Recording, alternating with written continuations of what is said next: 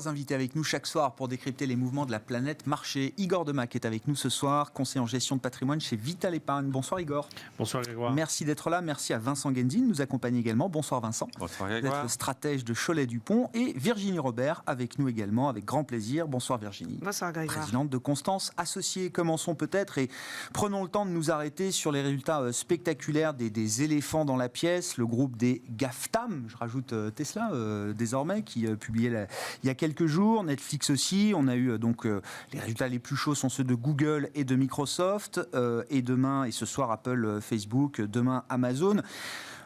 Igor, quelle est la limite là? C'est une question qui devient un peu un marronnier, hein, mais c'est quand même. Ça vaut le coup de s'y arrêter quand même de temps en temps. La limite en termes d'épargne, de ne pas avoir ce genre de valeur, ou quelques-unes, dans une épargne, je dirais, un petit peu équilibrée, chez un client final, qui n'est peut-être pas très spécialisé sur tel ou tel type de gestion, c'est difficile de dire aujourd'hui, n'investissez pas sur la technologie. Alors, après, il y a des momentum plus ou moins favorables. Après, ce qu'il faut voir, c'est qu'il y a des modèles économiques très différents. Google, c'est une part de marché de 60-65%. Sur le moteur de recherche. Derrière, il y a Safari, Firefox. Pour Netflix, c'est pas 65%. Non. Ils doivent passer en dessous des 50%, même peut-être sur le marché américain aujourd'hui. Voilà, donc il y a déjà beaucoup de concurrence. Et puis, ce que vous disiez précédemment, c'est que le rythme de croissance, un nouvel abonné par seconde de Netflix en 2020, c'est difficile à tenir. Surtout quand on réouvre l'événementiel et puis que les concurrents. Donc, il y a plusieurs modèles. Apple vend quand même du device. Donc, c'est pas tout à fait la même chose. Après, ça fait partie maintenant des indices globaux. Donc, ce sont des choix qui sont moins des choix de stock picking que des choix un peu, j'achète le marché action américain, il a drifté, comme on dit, en voiture vers la technologie. Donc, si on veut avoir des indices actions américains, on en a dans les portefeuilles. Après, l'écueil est réglementaire, mais est-ce que Internet, est-ce qu'on a vécu donne encore la possibilité au pouvoir public de les arrêter. Parce que, on parle de réglementation sur les téléphones Bell il y a des décennies.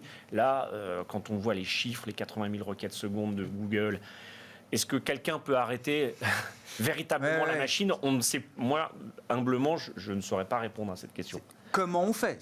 Même s'il y a la volonté politique de faire quelque chose, c'est comment techniquement on fait? C'est très simple. C'est l'application d'Apple.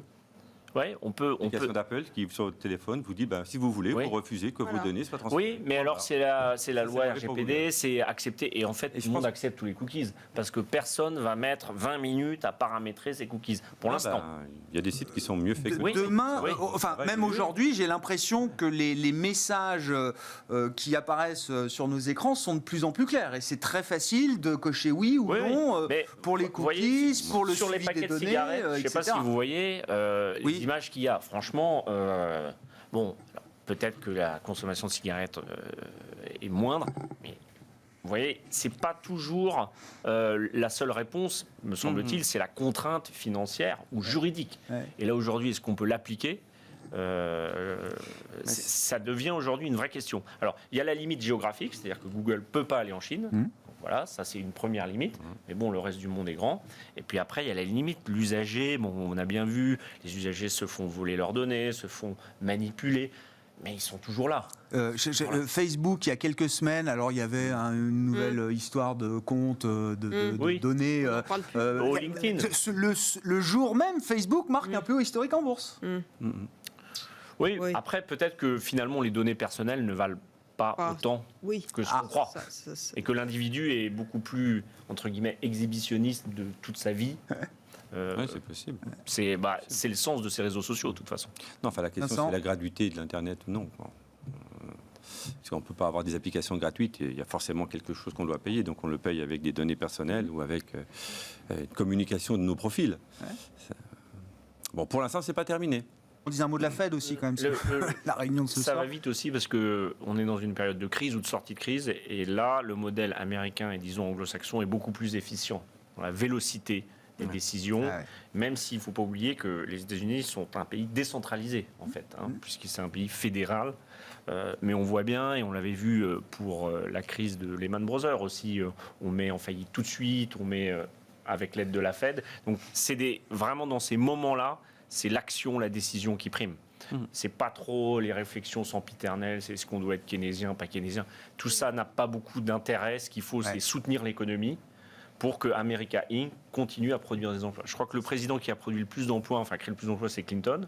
Donc ça veut dire que les démocrates sont aussi habiles économiquement que les républicains.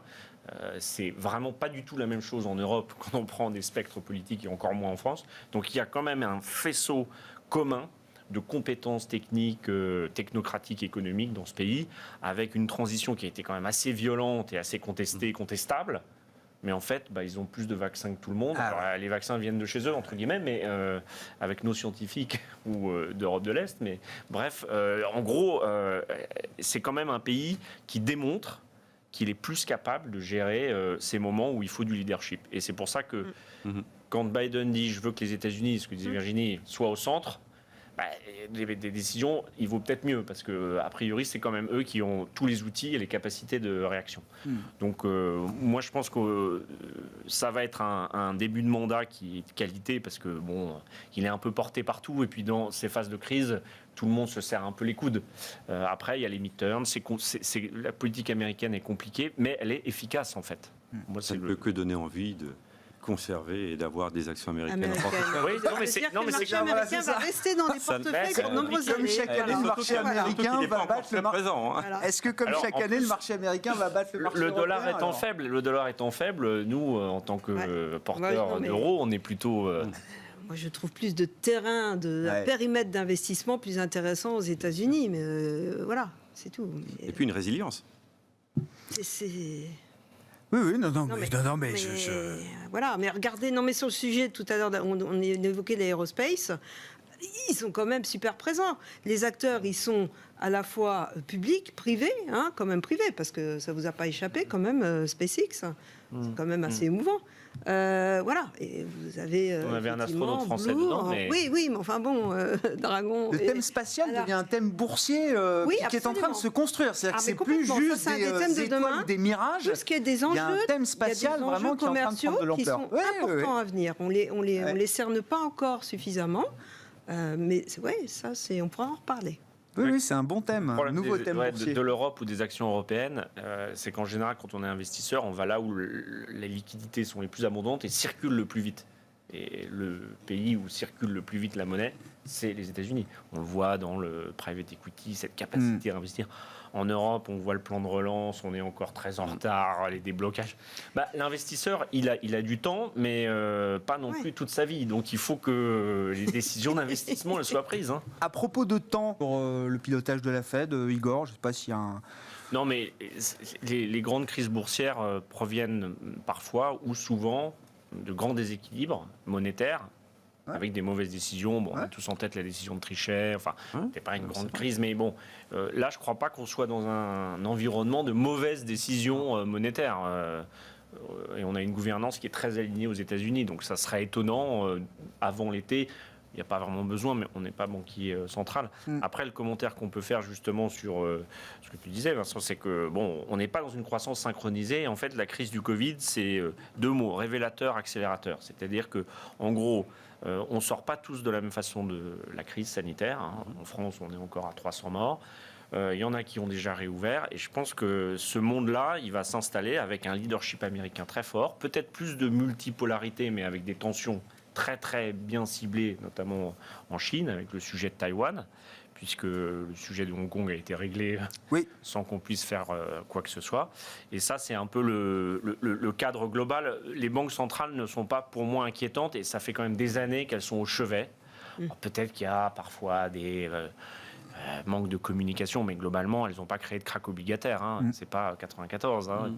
Et donc, je crois qu'il n'est pas encore là le sujet. Le sujet, c'est si les indices d'inflation échappent et puis s'il y a un gros déséquilibre, peut-être géopolitique à un moment ou à un autre.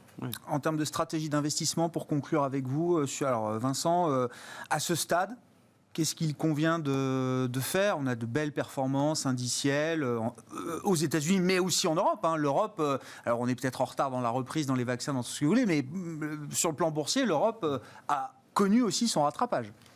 Oui, c'est vrai, les indices ont bien réagi, forte hausse sur un an partout. Mais bon, ça commence à être un petit peu tendu, donc c'est difficile de dire aujourd'hui, quand on reçoit de l'argent, bon, on va l'investir tout de suite. Bon, on a quand même envie d'être un petit peu plus attentiste, parce que il peut y avoir effectivement dans les semaines qui viennent, dans les mois qui viennent, quelques petites déceptions sur l'inflation, où le marché se fait peur, tout simplement, où les corrections techniques, on n'a pas besoin d'anticiper une récession pour avoir une petite correction technique de 4-5%. Donc, vous voyez bien que tout le monde commence à évoquer le sujet. C'est pas encore un consensus.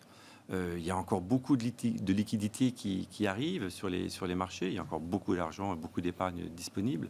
Donc, je suis un peu partagé à court terme entre le risk-reward qui me semble pas très important en termes de potentiel à court terme, avec un risque de petite consolidation. Ça veut dire quoi? Qu'on peut acheter un peu moins cher. Voilà. Parce qu'à moyen terme, d'ici la fin de l'année, je pense qu'il y a encore un potentiel plus important et que moi-même, je réviserai encore à la hausse les objectifs sur les indices. Avec une dynamique qui sera toujours celle du cycle, c'est-à-dire que là aussi, sur le plan de l'investissement boursier, c'est encore cette partie-là de la cote du marché qui risque d'attirer le plus d'intérêt Il y a deux écoles, très clairement. Il y a les pro-croissance qui veulent rester sur la croissance. Il y a les pro-value qui sont value et cycliques.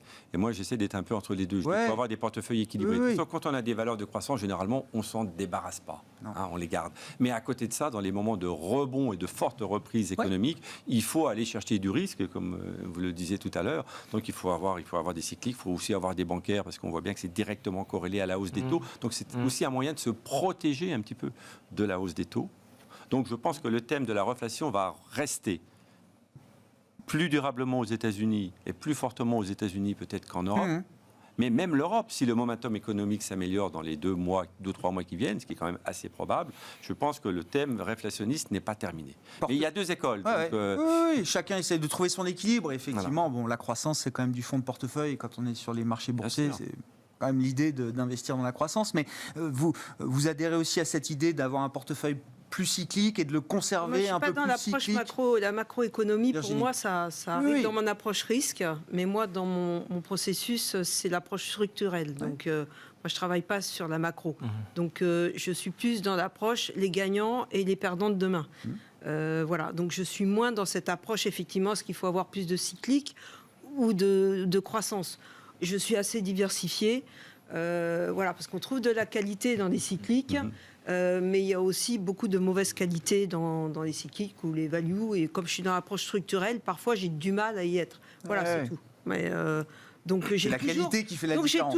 J'ai toujours des candidats d'investissement. Voilà. Igor? Moi, je dirais que je réfléchis avec les trois côtés d'un triangle. Le premier, c'est de dire qu'aujourd'hui, il faut avoir un équilibre géographique d'action. Parce qu'en termes macro, parce que ça fait quand même partie de la gestion d'une épargne, on ne peut pas dire passer à côté des États-Unis, ça me semble dangereux, puisque c'est eux qui sont le vecteur de l'incrément de croissance le plus véloce aujourd'hui avec la Chine. Donc, portefeuille. L'autre côté, c'est de dire les entreprises européennes, ce n'est pas le PIB de l'Europe ou le PNB de l'Europe. On voit Schneider qui font 30% de croissance organique sur le premier trimestre en Chine. Donc ça, c'est un autre pilier. Et puis le dernier, qui est le plus important, c'est que je pense que l'entreprise, encore plus maintenant, est le seul agent économique à être aussi efficient et à pouvoir créer de la valeur et donc rentabiliser une épargne. Et c'est pas parce que je suis un pro. C'est plus l'immobilier, c'est plus. Il y en aura toujours dans les patrimoines, mais l'immobilier, je veux bien que ça soit un super secteur entre guillemets, mais aucun pays vous dites celui-là il est très fort en immobilier. Non, aucun. C'est pas un secteur différenciant. Vous avez un secteur technologique aux États-Unis, aérospatial, mais l'immobilier c'est un dérivé. Voilà, donc vraiment l'entreprise pour moi ça reste aujourd'hui un formidable vecteur d'investissement. On s'arrêtera là-dessus. Merci à vous trois d'avoir été les invités de Planète Marché. Virginie Robert, présidente de Constance Associés. Igor Demac, conseiller en gestion de patrimoine chez Vital Épargne. Et Vincent Genzi, stratège de Cholet-Dupont, était avec nous ce soir en plateau.